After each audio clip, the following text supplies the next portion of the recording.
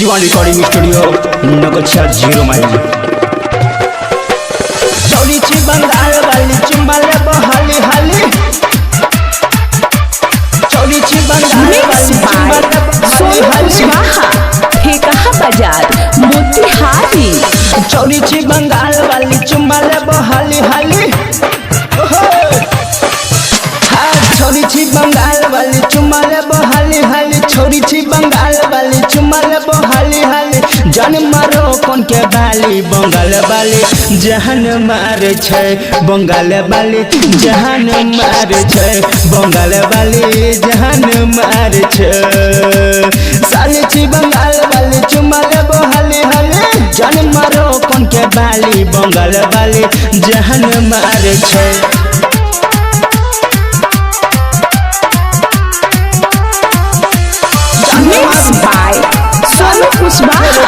ठेकहा बाजार मोतिहारी।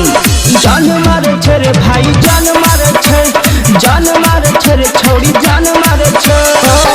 तोरा ले जोइबो गे छोरी भागलपुर बाजारिया किन के देबो गे छोरी सूट सवारिया सूट सवारिया।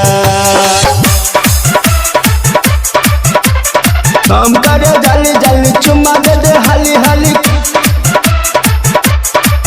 हम काम करे जल्दी जल्दी चुम्मा दे दे हाली हाली। जान मारो कौन के बाली बंगाल वाली जहान मार छै बंगाल वाली जहान मार छै बंगाल वाली जहान मार छै बंगाल वाली जहान मार छै बंगाल वाली जहान मार छै जहान मार छै।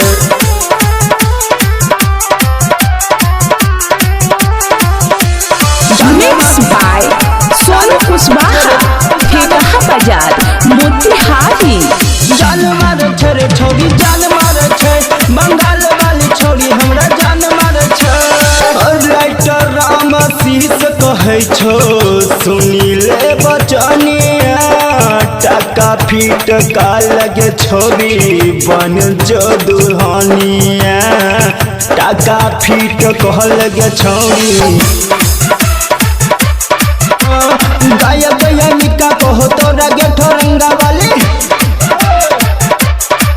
हाँ गाया गया निका कहो तोरा गे ठोरंगा वाली। जान मारो कौन के बाली बंगाल वाली जहान मार छै बंगाल वाली जहान मार छै बंगाल वाली जहान मार छै।